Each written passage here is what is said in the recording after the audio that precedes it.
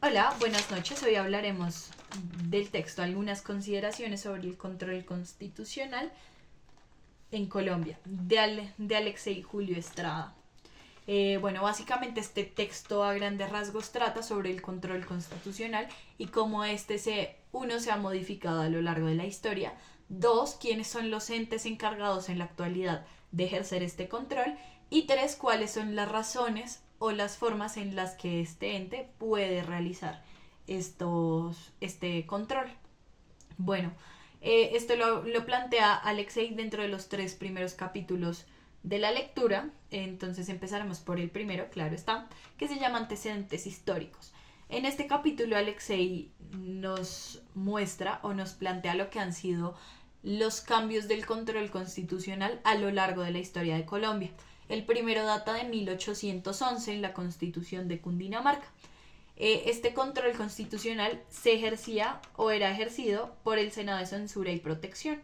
En la actualidad ese control constitucional se ejerce o es ejercido por la institución llamada Corte Constitucional.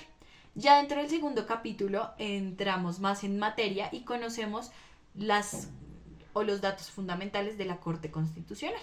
Bueno, empecemos. La estructura de la Corte Constitucional es así. El sistema de jurisdicción constitucional en Colombia enfrenta dos desafíos esenciales, como lo planteaba el libro.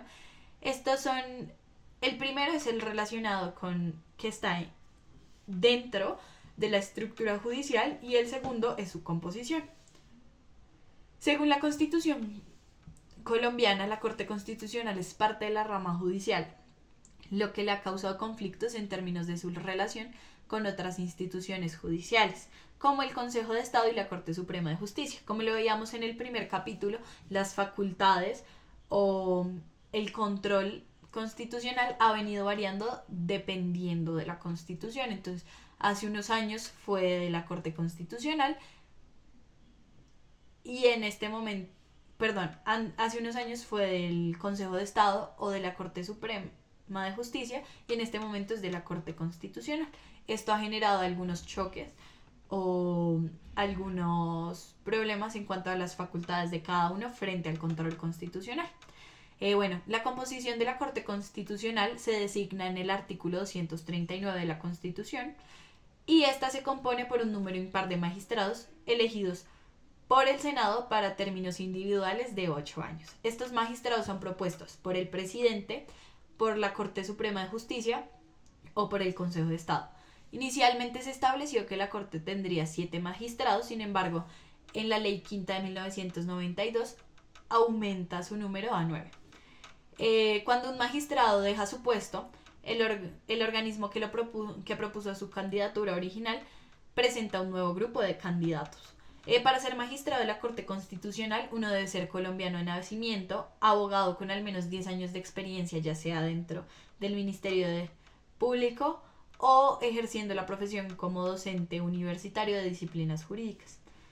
Estos además tienen unas restricciones, no se puede tener ningún otro cargo público mientras usted sea magistrado.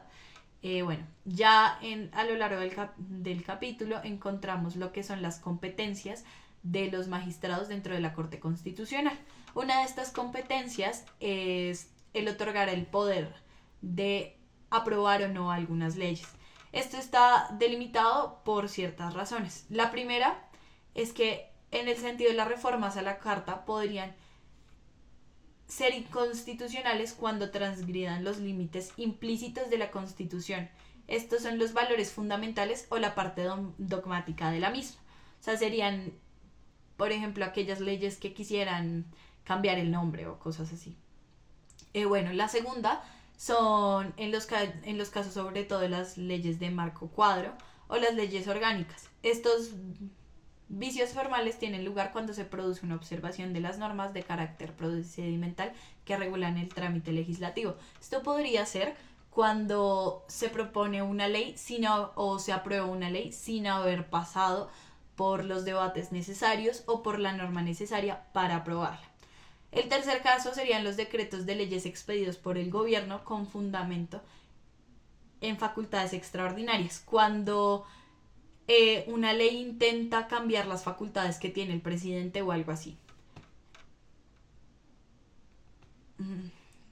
Otro podría ser un decreto frente al cual el gobierno pone en vigor presupuesto anual, o los decretos que compilan normas con fuerza de ley, o sea que combinan más de un proyecto de ley.